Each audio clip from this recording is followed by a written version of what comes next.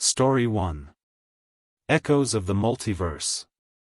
Shadows of Truth. My name is Daniel Parker, a young and aspiring journalist who came across an intriguing topic on the internet, the Mandela Effect. It seemed like a fascinating subject for an article, and I thought it could be an easy way to make some money.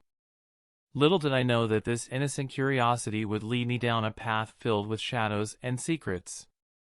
As I delved into the world of the Mandela Effect, an unexpected email arrived from an anonymous sender claiming to work within the government. The email contained a mysterious file named Echoes of the Multiverse, filled with shocking revelations about the government's involvement in manipulating collective memories. At first, I dismissed it as a hoax, but as I dug deeper, the evidence started to appear genuine. With each passing day, my life seemed to take a darker turn. Unfamiliar faces began following me, and my phone exhibited odd behavior, making me increasingly paranoid.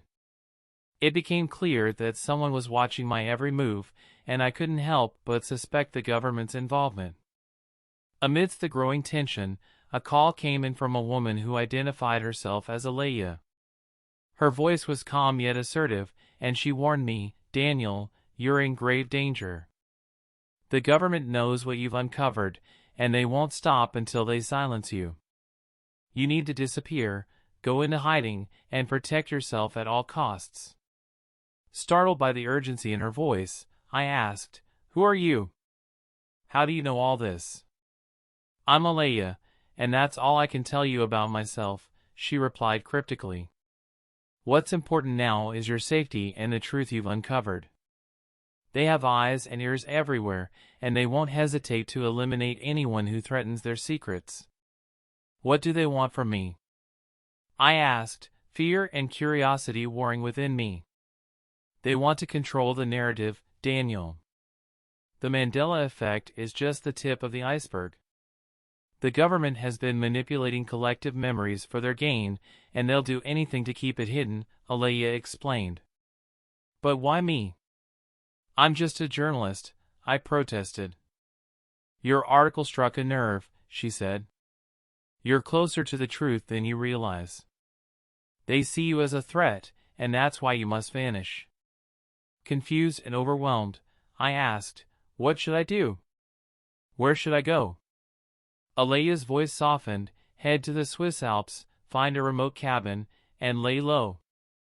I'll be in touch, but you must be cautious. Trust no one." Before I could ask more questions, the line went dead. I was left with Alaya's warning echoing in my mind, realizing that my life would never be the same again.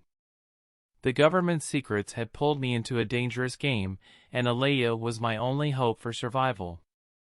I chose to follow Alaya's advice and disappeared from my old life.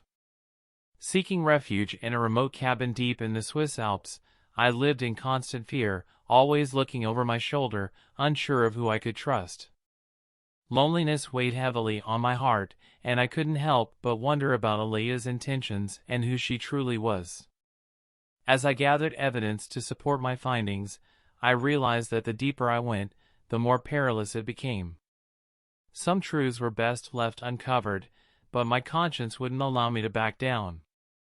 The weight of the government's secrets bore heavily on my shoulders, and I couldn't help but feel like an insignificant player caught in a high-stakes game of power and deception.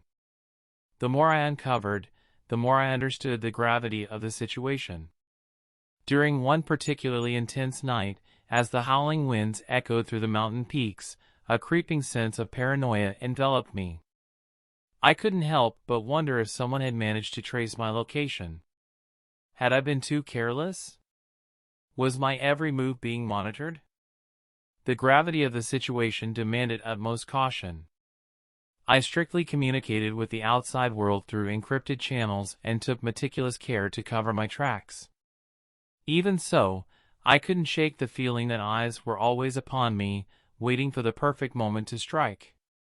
With each new discovery, I felt the walls closing in, suffocating me with the realization that I was treading dangerous waters. Yet, my conscience pushed me forward, knowing that the truth was too important to ignore.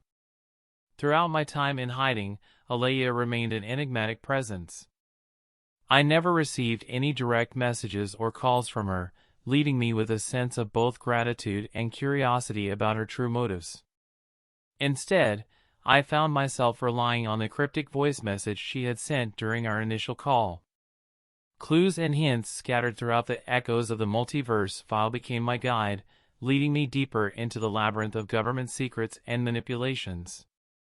Months passed, and I became more determined than ever to expose the government's deception. Despite the lack of direct contact with Alaya, I felt her silent support guiding me forward.